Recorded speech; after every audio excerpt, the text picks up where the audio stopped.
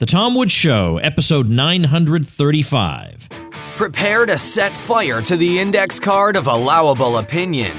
Your daily dose of liberty education starts here. The Tom Woods Show.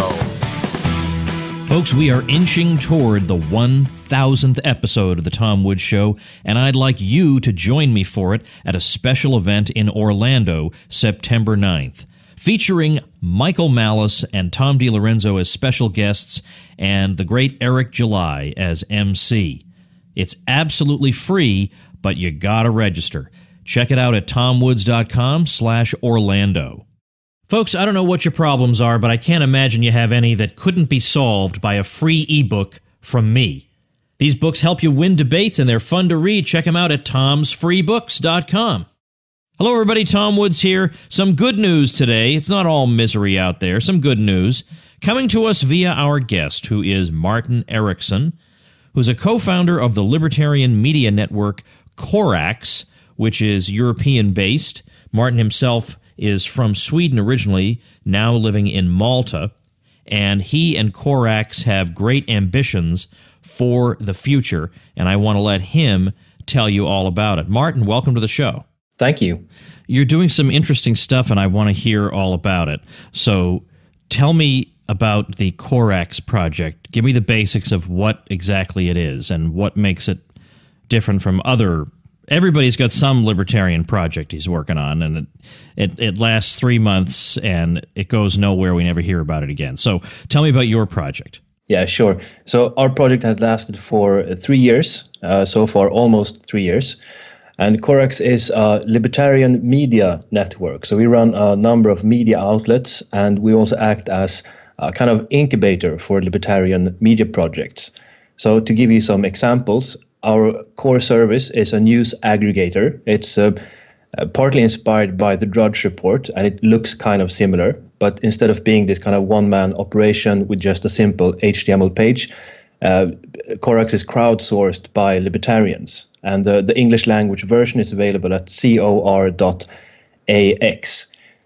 So most of our project it originates in Sweden. So the English language versions, the international versions are kind of embryonic at this stage. But in Sweden, we do, for example, a news commentary podcast, which is our most successful project to date. It has some 3,000-4,000 listeners, which is sort of, it might not sound like much, but it's sort of huge in Sweden for a hardcore libertarian podcast. And we have different aggregators. We have one, for example, for libertarian and libertarian-leaning blogs. And just now we're starting up a new podcast based on this aggregator. All in all, we have some 10, 15 different satellite projects and spin-offs, some really successful, some not as successful. It's sort of experimental. We also have some very successful crowdfunding operations. So we have a subscription service, a kind of membership system similar to what you have. We have something like 1,000 members. And we also do regular crowdfundings for special projects. And so we have, for example, we have full-time staff of 4. So we're quite successful and self-sufficient in financial terms. We also do live events, meetups, conferences, debates all over Sweden, and also notably here on Malta, at the Corax conference in Malta. So who's the intended audience? Is it what language are you broadcasting in? So almost everything we do today is in Swedish. Unfortunately, we're working on kind of transplanting the most successful projects from Sweden to an international audience. But in general, our audience is really anyone interested in the news, and in particular, libertarian-minded people, libertarian-leaning people, conservative people, perhaps. But it's really available to anyone. And the news aggregator is just basically a straight-up news service. It's useful for anyone. I'm interested in what you had to say about Malta. You snuck that in there. You said here on Malta. Now, you're originally from Sweden? Yes. You live in Malta now? Yeah, that's right. Me and my fiancée relocated a couple of years ago, and this is due to the situation in our native Sweden. It's getting crazier by the day, and we felt we had to get out, if nothing else, to be able to fight for a good future for Sweden. And this is actually it's sort of common for political activists in Sweden to actually operate from another country. So a lot of the good work is being done from Malta, from Berlin, from Budapest, from the US, etc. So Malta is a pretty great country in Europe. If you want to be in Europe, want to be in a sort of a libertarian or libertarian leading place, Malta is really a great option. And for us, Malta is most of all just a normal country, a normal old-fashioned country with a strong Catholic culture, traditional values, and none of the kind of ultra-progressive madness going on as in Sweden. Also, the climate is great. It's an English-speaking country. So there's a lot of benefits to us, and there's a kind of growing libertarian expat community on Malta. That's very interesting. I didn't know anything about that. I mean, I know about Malta, and I think the description that you just gave resembles what I've heard as well. But I didn't know about this libertarian community there, so that's good to know. I have a lot of things I want to ask you about your project, so I don't necessarily want to get us on a crazy detour. But do you want to say something about the situation in Sweden that would have actually led you to leave the country? I mean, not everybody is as much of a homebody as I am. I know a lot of people are more inclined to go elsewhere until they find what makes them happy, whereas I can't imagine ever leaving the U.S. It could get really crazy here, and yet I still feel such ties to it, and I would always feel so much a stranger anywhere else. I just don't think I could ever bring myself to leave. So do you want to comment on that? Yeah, certainly relocating to another country is not for everyone, and for sure we encourage people to stay where they are and make the best out of their situation. But if you feel that you don't fit in, you're having issues, you don't feel welcomed, then you should also, as part of your personal liberation project, consider relocating. So in our case, we had that flexibility, that opportunity. We don't have to be in a particular place to work. It's easy to keep in touch with family because it's a short flight back and forth between Sweden and Malta. It's the same time zone and so on. So we don't become completely isolated from our families and friends. So it's not for everyone, but for us and for many others, it's good. And I mean, the situation in Sweden is, it's a bit crazy in the US too, but it's a lot crazier in Sweden. In my notes, I have written down, I wanted to ask you about what you've said about your focus on entrepreneurial strategies rather than political activism, and your approach to independent financing rather than operating as a nonprofit. So let's start with the first half of that. What do you mean by entrepreneurial strategies as opposed to political activism? I know what political activism is, but what kind of entrepreneurial strategies do you have in mind? Yeah, so there's, I guess, at least two parts of this. To begin with, I have a personal background as a software entrepreneur. So when me and my partner, Sofia Arkestål, started the Corax project 3 years ago, the idea was to create a kind of activist software startup. I wanted to use the skill set I accumulated in the IT business and apply it to some kind of libertarian project. So, for example, we hired a programmer from day one, and we had this idea that we should try to leverage software development. So that's a bit of an unusual idea. And we also had the idea from the beginning that this should be a business. We should somehow make money out of it. We shouldn't be dependent on grants from think tanks and so on, which is very common for libertarian projects. So we did this. We do a lot of crowdsourcing generally and crowdfunding in particular. And we also try to encourage people to use these methods. But for example, the news aggregator we run, it's the back end of it is a Reddit-like system where volunteer editors post links, write headlines, vote to decide what gets published, and so on. So we leverage a lot of people in our network to do this, and it gives it a great diversity in the terms of what kind of links we have and so on. And we also have the crowdfunding projects, which has been very successful. But the other part of it is that we advocate entrepreneurship as a strategy for liberation. So what we tell people is actually, don't be a political activist. Get out of politics if you're into politics. Just focus on being the best person you can be. Focus on your family, your friends. Start businesses. Contribute to your local communities. So we have this kind of localist approach, perhaps even pacifist approach, but we focus a lot on getting people out of politics and into entrepreneurship and focusing on their own lives. Now, believe me, I'm very sympathetic to that, and I talk a lot about that right here. But there's a part of me that thinks that we're just rolling over and playing dead if we do that. That if our voice is not anywhere to be heard in politics, there's no way we can ever be successful. So what is the path to success that you see? Or maybe the path is just it's individual success for each one of us. Maybe we don't have a kind of corporate success as libertarianism. I don't know what the strategy is, but I don't see how it gets carried out without at least one foot in politics, unless you can explain it.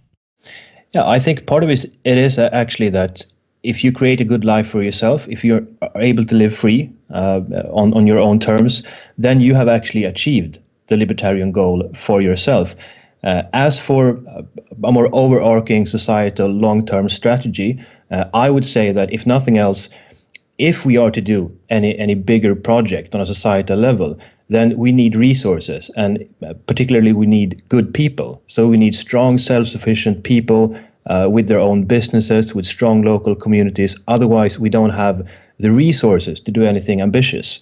So we can't be stuck in kind of the normal mode of living. We need to break free first, maybe just a few of us, to build a kind of base outside the normal terms. And then perhaps, if we are enough business owners, for example, who are living freely and thinking about these things, then I think our opportunities are much larger to do something for society at large. Now, what are you talking about with the nonprofit aspect? Because a lot of people do nonprofit stuff with libertarianism, and you're not. And why not? It has to do basically with having a sustainable way of operating. If you're dependent on grants from foundations, think tanks, etc., then obviously you're dependent on them. You're not as independent in terms of the ideas and what you do and so on. But it's also a matter of having a surplus that you can reinvest to grow it as a business. And I think this is a problem for many libertarian projects. They either stagnate or they just end when the funding ends from the big. Maybe they have one or two big patron organizations helping them out. But especially if you're a libertarian project, you need to kind of be independent. Have your own finances, so you don't kind of everything just ends because someone decides to not give you any money anymore, and also to grow it. So we've gone from first just the single programmer that we hired, and we didn't take any salaries or anything for ourselves, the founders, and then we hired an assistant, and now we're actually taking me and my partner Sophia, we're actually taking a small salary ourselves. So we've been able to grow it incrementally. Over 3 years. And I think this is a much stronger strategy because we're not dependent on anyone today except our listeners, our readers, etc. Tell me, first of all, in case there are people who are fluent in Swedish, what is the website? How do people get there to what you're doing? Yeah, so anyone who's Swedish who's listening knows about our project. It's by far the largest libertarian project in Sweden. The website is Bubbla, bubb.la. And from there you'll find all our different projects.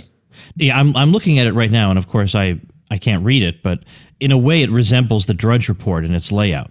Yeah, the big headline at the top. Was that really the model? Yes, it's exactly the model. The design is kind of an homage to Drudge, and there's a lot of similarities. Although our page is a lot more structured, the headlines are very different. We have a particular headline style that we follow in all cases. And so it's a lot of the inspiration comes from Drudge, not least, of course, the fact that he's so successful and so influential. I mean, he's having a huge impact just being one guy with a webpage. Yeah. So that was really inspiring to us, how to have a lot of impact with very small means. Right. And of course, one way to do that, as you say, is to have an aggregator where other people are producing the content. Drudge doesn't produce his own content. All Drudge does is link to things and have and come up with compelling headlines that make people want to click on those links, and that make them want to keep coming back to the Drudge Report and perhaps clicking on an ad. Now, I don't see any ads here. No, wait, do I? Yep. I do see some ads. We do have a few ads, although it's a very small part of our revenues. No doubt. Yeah. I mean, in order for ads like that to you have to have an absolutely enormous traffic Yes, number. exactly. And of course, Drudge does have that, so I'm sure he's doing extremely well. Even Amazon affiliate commissions must be very substantial for Drudge. So right now, and again, because I can't read this, I don't know if these are just straight news links, which some of them on Drudge are, or if you're getting people to different opinions. And if so, who are the people who are writing opinions that would be interesting to libertarians in Sweden? I mean, how much work in Sweden is being done in that language that your readers would want to read? Yeah, so we have the site. It's called frihetligt.se for the Swedes listening, where we aggregate basically all the libertarian or even libertarian-leaning blogs that we can find in Sweden. I think it's about 40 of them at the moment. Which we consider kind of okay. Now and then they publish good posts, and some of them publish good posts, several of them every day. So there's at least 40 good blogs, I would say, in the kind of alternative media sphere in Sweden. So that's not bad, really. But of course, Swedes are fluent in English, so we read anything, and most of the links on this news aggregator is actually in English, by far the majority. And then if you go to Corax, the actual Corax site, cor.ax, you have the exact same thing, but in English, with English headlines. So there you can get kind of a sample. So it's regular news links, just normal news outlets, blogs, alternative media, social media posts, press releases, really whatever interesting, fresh links we can find. And the headline style is sort of particular. Clickbait is absolutely forbidden on our sites. So instead, the headlines are kind of long, detailed spoilers instead of teasers. So the idea is that you should get a pretty good idea of what's going on by just reading the headlines. And you should never have to actually click the link to understand what the news item is about. So there's a particular style to it and a lot of thinking that goes into it. So that's the general idea of the aggregator. It's really all kinds of information that we find interesting or relevant. Most of it is just straight up news reported with a completely neutral tone. Well, you're having a conference on Malta July 28th through the 30th of this year, 2017. And as I look at least 1, 2, 3, 4, 5, the 6 speakers I'm familiar with, it looks to me like the conference will be held in English. Yes, certainly. Unless these people have really, really been brushing up on their Swedish. It looks to me like it's going to be in English. Now, the most notable speaker on that list is Hans Hoppe. Yes. So maybe you might say something about that. And by the way, you should. I have in vain tried to get him. I tried to get him on the Peter Schiff show when I used to host that. Tried to get him on this show, and he's told me that he's more or less retired from audio interviews. And he gave me a perfectly good reason that I shouldn't share, I suppose, but it's not good enough. I want to get him on. So if you get on his case while he's over there, what's the matter with you? Do an interview with Woods. That's the quid pro quo. We talk about your project here on my show. You try to, get him drunk. Get him to commit to something in writing, get him on my show. So tell me why you would choose Hans Hoppe of all the libertarians in the world. He's highly controversial. In fact, just the other day on Facebook is where you can find the Hate Hoppe Brigade. They're absolutely everywhere. They've never read one thing the guy has written, not one thing. They've read 3 sentences that somebody sent them. They have no idea. If you were to ask them, well, what are the problems with positivism? And do you think Hans's arguments against positivism are effective? You may as well be asking them about the Copenhagen interpretation of quantum physics. They haven't got the slightest idea what you're talking about. So go ahead. Why Hans? Well, for us, we just began making a list of what would be the dream speakers at a libertarian conference, who would be absolutely the top wish if we could have anyone. And for us, Hoppe was the clear number one name on that list. That was the dream. So we got in touch with him, and we were really, really excited that he said yes, of course, obviously, since we know that he doesn't do a lot of conferences and interviews and so on. So that was really exciting. But for me, Hoppe is really the foremost libertarian thinker of our time. By far. He's made so many contributions in terms of philosophy and history and political theory. So he's really the top mind of our movement, as far as I'm concerned, and that opinion is shared, of course, by many people in our project. So that was aiming for having Hoppe as keynote speaker was a really easy decision. And I think the controversial debates around Hoppe, they're largely overblown. There's a lot of misunderstandings. As you say, the people criticizing him harshly, they've rarely read a line of his works.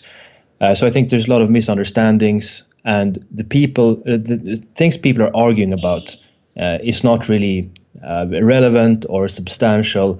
Although I think that there's sort of an underlying thing that people are actually talking about, and that's what's the proper direction for the libertarian movement? Should we go in this kind of progressive, cosmopolitan, hedonist, modern direction in terms of our cultural stance, or should we go in a more conservative or traditional direction?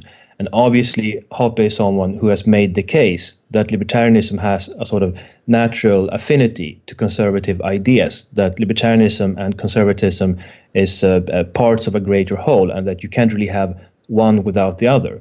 So I think that's actually an interesting debate to have.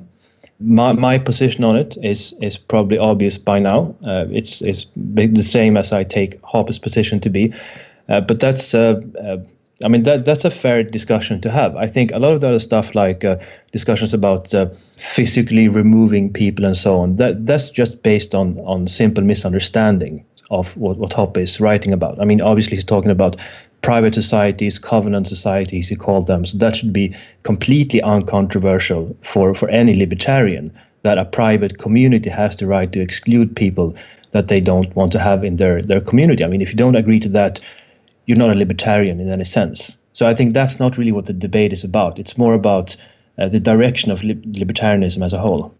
Well, I don't want to mention any particular names that I have in mind, because I'm fighting enough wars as it is, and I got other things to do at this point. But but it looks to me like you're not necessarily just talking to people who share that view. I mean, I see at least one person I think would not share that view. Yeah, certainly. I mean, at the conference, we're trying to gather all kinds of people, and generally we are a big tent kind of project.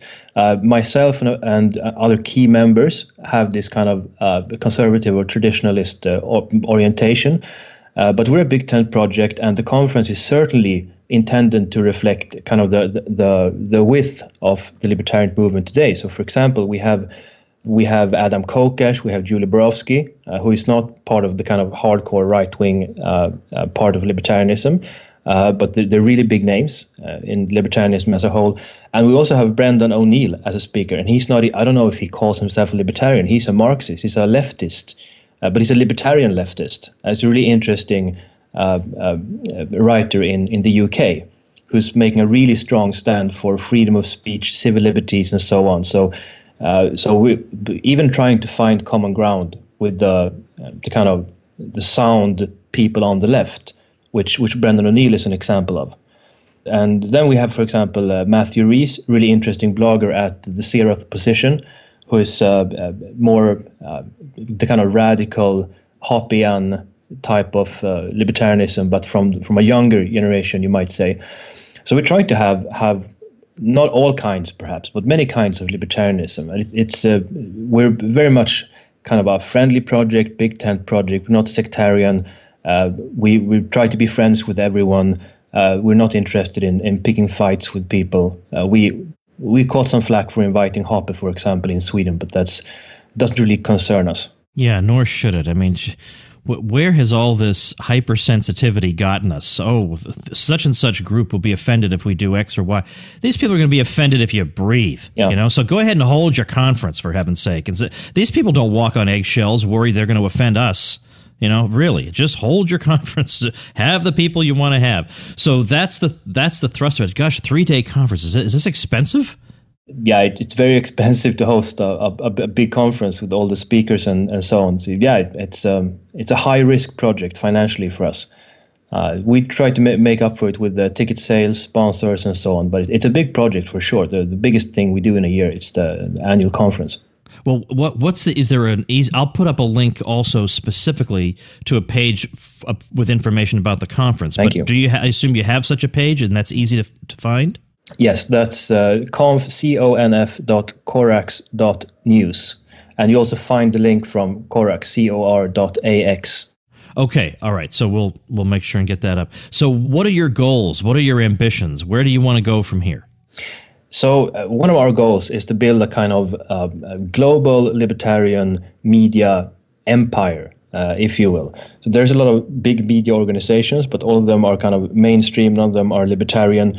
So it might sound a bit unappetizing at first, but imagine, for example, if we could create a libertarian Fox News, that kind of size of the organization, that kind of impact, that would be really interesting. That might start to turn things around, I think. And of course, we're not going to get there overnight. So we need to do this kind of incremental process with bootstrapping, which is what we do a lot. We start really small with an aggregator, for example, and then we build something else on top of the aggregator, and one thing leads to the next. So we're trying to, with this kind of entrepreneurial experimental approach, see if we can build a big media organization, a big media network. And we've done pretty well in Sweden. We've done actually much better than we expected when we started some 3 years ago. So some of the next steps for us involves taking this to an international level. Not all of it, but the things that were most successful, the kind of runaway successes we had in Sweden. We're going to try to take them to a global audience and see if we can build a big, strong, profitable media company. So that's the core goal of Corax, and the point of that is obviously to kind of influence debate in general, ideas, but an important goal is also to influence other media outlets. So we think that if we show other media reporters and media bosses and so on that it's actually possible to report on the news from a libertarian angle, and that is actually an interesting angle, we think, and we think we are also seeing already some examples of this in Sweden, that people actually pick up our perspectives, our ways of reporting, actually lifting up a certain type of news instead of just burying it and ignore it. So we're trying to have impact on the media sector in general. Is there anything else that we've left out that you want to talk about with regard to what you're up to? Well, I'm always very happy to say that we're looking for volunteers. I was going to ask you about that. How would the people reach you if they did want to help? Yeah, so we're looking for volunteer editors to run the news aggregators. That's usually the first step to get kind of involved in the project, and from there you can find a ton of different things to do. But the first step is to send an email to info@cor.ax and just introduce yourself and tell us that you're interested in talking to us and maybe getting involved. There's a lot of interesting stuff to do, interesting people in the project, and in particular, we're really eager to grow the international part of the team. We do have an English language editorial team with people from all over the world, but it needs to grow. And also in the future, we're going to do, for example, an English language version of the News Commentary podcast, since that has been really popular in Sweden, and we think it's a unique concept, even from an international perspective. But we need people to work with the podcast, to talk on the podcast, obviously, and similarly with other projects that we have in Sweden. So there's a lot of stuff going on, a lot of people, projects, resources, but we need people, especially people who are not in Sweden, to help us out with this. All right. So I hope this goes really well for you. And Thank you. Unfortunately, these days, not very accustomed to having somebody on who is telling me good news about some great thing he's working on. It's usually some disaster here or there. So I'm glad, and I'm glad to be able to, have a variety here on the show. I want more stuff like this. So again, let's recap now. People want to look at your stuff and or contact you. Once again, give us the links they would need. Yeah, it's cor.ax. That's the main website. And from there, you find everything. You find the email addresses, the links to the conference, and so on. So that's the most important thing, Corax, cor.ax. And that's really the best way. And if you want to get involved, just send us an email at info@corax.cor.ax, and we'll talk about it. Are you going to be recording the conference? Yes, we'll be recording everything, hopefully with also a video component. If nothing else, definitely audio. and we'll live stream it, and it will be available afterwards, but only for paying subscribers. This will be a kind of product that we're selling. So it's actually possible now to buy access to the recordings from last year's conference, also in English language. That was the first annual Corax conference with the I think it's 8 recorded sessions. So this will be a kind of commercial project for us. So it's possible to buy access, and it will be possible to listen to the Hans Hoppe's lecture and so on. Well, I know I do have a number of European listeners, but of course, naturally, most of my listeners are in the U.S. So I would just say, look, Malta. It's a last minute trip, but Malta is a wonderful place to visit, and what a great excuse it would be to get over there. Just to go to this conference. So again, I know there isn't that much time, but what the heck? Be impulsive, right? Live free, right? Follow these little slogans, right? It's really a great place for a small vacation. It's easy to improvise on Malta. It's really easy to get around. Climate is perfect. People are friendly. It's inexpensive. Plenty of opportunities for sightseeing, interesting architecture, going to the beach, diving, and so on. And it's an interesting country, a kind of libertarian-ish country in Europe. So that's also something worth seeing. Well, anyway, best of luck. I hope it's a very successful event, and I hope you're able to fulfill the ambitions you have for the organization. COR.AX, and then let's see how far you can spread and get a bigger English language component in it, and the sky's the limit. So TomWoods.com/935 is the show notes page for today. I'll have for anybody who doesn't remember your link, I'll have it there. Thanks again. I really appreciate it, Martin. Thanks for having on, and I promise to put in a good word for you with Hoppe. Thank you. All right, that's it. Please remember, the 1000th episode event is coming up September 9th. It's absolutely free and open to the public, but I am going to need you to register, which you can do very easily at tomwoods.com/Orlando. What fun it's going to be. Eric July is the MC. Special guests include Michael Malice and Tom DiLorenzo. How can you not have fun at something like that? Wow, it's going to be great. I really hope you can make it. Orlando's a fun place to spend a weekend anyway, so now's your excuse to come down for a visit. Get the details and register at tomwoods.com/Orlando, and I will see you tomorrow. Become a smarter libertarian in just 30 minutes a day. Visit TomWoods.com to subscribe to the show for free, and we'll see you next time.